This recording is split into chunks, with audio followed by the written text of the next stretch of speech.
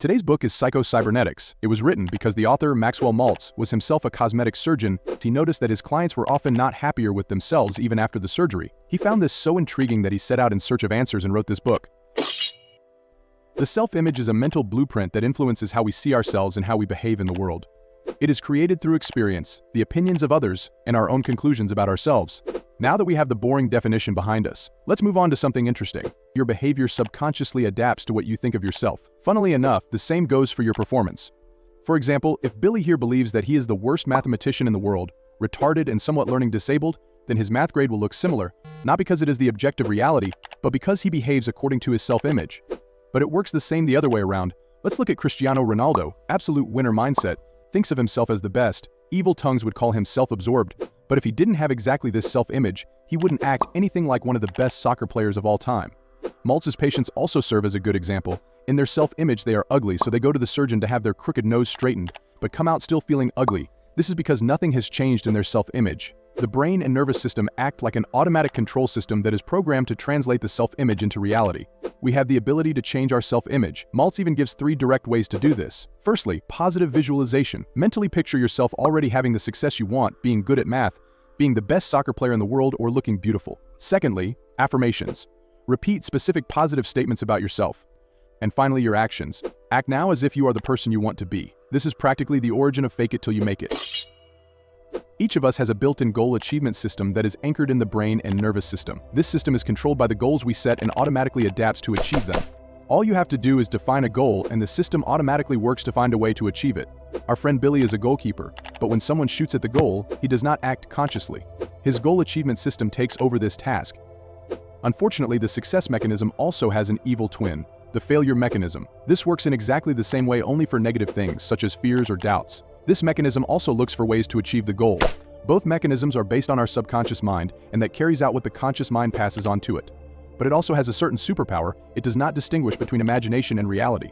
We use this superpower in 2 simple steps. Set yourself a clear goal and use a few minutes a day to visualize the desired result as accurately as possible. Let go. Trust the mechanism and don't try to control it frantically. This will keep you calmer and more relaxed in any situation. Just like a child that learns to walk and improves with every failure, the success system also works. So don't be downhearted if something doesn't work out, because your success system will only get better and you will always get one step closer to the result. Maltz distinguishes between wishes and goals. Wishes are unspecific and vague, while goals are clear, measurable outcomes. Goals are therefore better for activating the success mechanism. For example, a wish would be to become rich. A goal would be to earn sum X in period Y. Now, of course, you can also get scared when the goal becomes so concrete. However, these negative thoughts will block the success mechanism. Visualization helps here too. If you are afraid of a presentation, visualize positive images of this very presentation. After a few repetitions, these will become a reality in your mind. The more you visualize yourself as a good speaker, the more you will behave like one, which will lead to you becoming one. But before you think this is some kind of black magic that will change you overnight, I'm sorry to disappoint you. It has nothing to do with magic. It is rather a process that will slowly and patiently lead you to your goal. We have already touched on the power of negative thoughts, but the real barriers lie deeper. Beliefs that we usually learned as a child and now lie dormant deep in our subconscious can be a powerful wall between us and our goals. But we can get rid of them. This process consists of 4 steps. First, you have to forgive yourself. Your faults and weaknesses are not part of your character and certainly do not define you. They are not the final judgment of your own abilities, because they can always be changed. The second step is to become aware of your beliefs in the first place.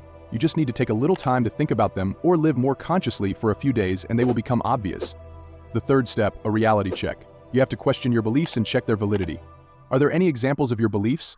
Perhaps you once wrote an A in math even though one of your beliefs is that you can't do math? You can use that as a starting point to destroy this belief, regardless of whether you have found something in the third step or not. Step 4 is Maltz's favorite actions, visualization and positive affirmation. I am not good enough becomes I am capable and can do anything. You not only repeat this sentence, you also visualize how it feels to think exactly that. As with everything in life, this takes patience and must be repeated until it is deeply ingrained in your subconscious. Similar to point 3 from before, rational thinking is essential for the success mechanism. But first to the difference between rational and irrational thinking. If you mess up another presentation and thoughts come into your head like I will lose my job, then my wife will leave me with our children, take the house and I will end up homeless on the street, then that is irrational. The rational thing would be to see it as a learning process and not as a defeat. Each of us has the ability to think rationally, and we can think of this rational system in our head as a consultant. In every stressful situation, but also whenever we get emotional, we can fall back on it and let it analyze the situation. The more often you use your advisor, the better it becomes and the more rationally you will act. But just as a muscle that is not used shrinks and becomes weaker, the less you use it, the worse your advisor becomes. Relaxation is the success mechanism's best friend, which doesn't mean you should be lazy and do nothing, but you shouldn't be too tense and try to force everything. This would only create stress and anxiety, and both are enemies of the success mechanism. Imagine a top athlete who is calm and relaxed before his performance and trusts his success mechanism, because it will find a solution and he will therefore perform well. But if he is stressed and nervous because he really wants to perform, this hinders the success mechanism and therefore his chances of actually performing. So be relaxed no matter how important or serious the situation is. I know it's easier said than done, but Maltz has a solution for that too. As for everything in this book, visualization, imagine yourself relaxed, even before the most stressful situation. What you can also do is meditate, do breathing exercises, and go for walks in nature. Happiness is not dependent on external circumstances, but comes from within and can be established as a habit. There are 4 steps to this. The first is to change your focus to the positive things. The world is exactly what we see it. If we only see the negative things, how people do stupid things, when someone drives like he is disabled again, or when some politicians cause conflicts, then the world sucks. But if you focus on the good things like the nice weather, the full fridge, that you are healthy, or the friendly smile of the grandma you met today, then the world is already much nicer. Visualization is of course also included. Gratitude is also one of the most important points. You can't be sad and grateful at the same time. These emotions contradict each other, so make it a habit to take a few minutes every day to say out loud what you are grateful for. One habit you can easily adopt is smiling. Not only that 100% of people out there prefer to look at a smiling face, but counterintuitively it's your actions that influence your thoughts and not the other way around.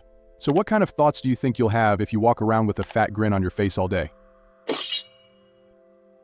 We don't just want to be happy, we also want to be successful, which is why the success-type personality comes in handy. This also has an evil twin, the failure-type personality. This is characterized by doubt, pessimism, uncertainty, and a lack of focus. If you have this type of personality, you let mistakes get you down. We don't want that, so we try to switch to the success-type personality. This is the opposite of the failure-type personality and can be developed. Of course, this takes time and practice, but it's definitely worth it in the end. We achieve this by positively changing our self-image, as we have also discussed, by changing our perspective on mistakes, because they are not a bad thing, they are just feedback that makes us better. We need to create winning habits like setting and achieving goals or talking positively to ourselves. We need to become aware of our past successes, and who would have thought, visualization also helps. We all carry scars inside us, from things that happened in our childhood, like the school bully who stole your orange juice or the teacher who told you that you wouldn't amount to anything.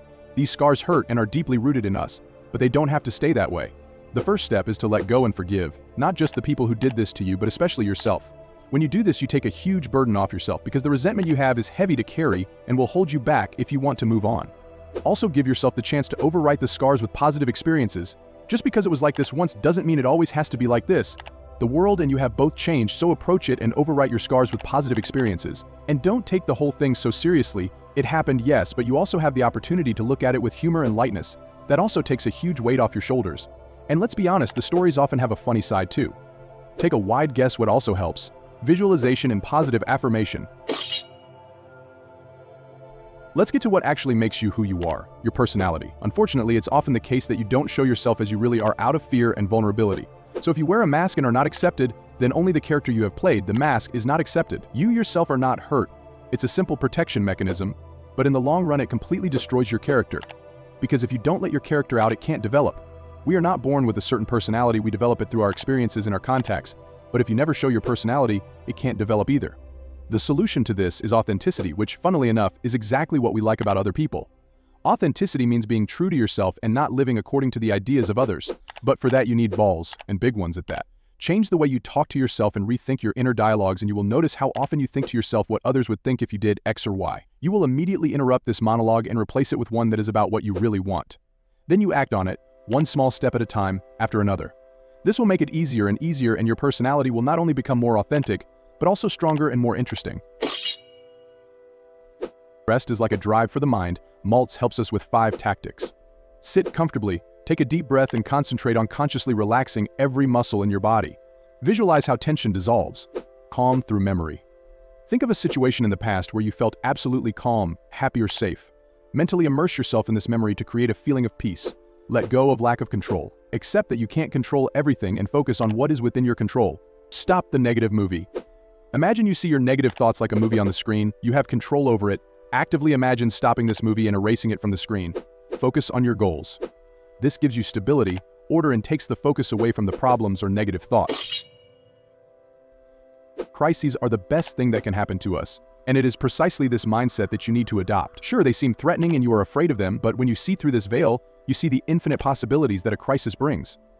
Whether it's the financial market crashing and you can buy cheaply as a result, or an economic crisis that causes you to lose your job, there's always a way out of the crisis somewhere, and it makes you stronger than ever before. Instead of asking yourself why this has to happen to you, ask yourself what you can learn from it. Instead of asking yourself whether you can survive the crisis, ask yourself how it can make you stronger. You get that winning feeling when you see yourself as a winner and are bursting with self-confidence. Once again, visualization and positive affirmations help, and as often as this has been repeated, hopefully it has stuck in your head by now. But perseverance is just as important. A writer who sits down to write every day, regardless of how they feel, will eventually publish a successful book and experience the feeling of success. It's not about the number of years you've lived, it's about the life you've lived in those years. That means have fun and enjoy yourself every day and make sure you are well. Keep your body fit through exercise and healthy eating, but also your mind by broadening your horizons, solving problems, reading and learning. Do the things you enjoy and have a positive attitude.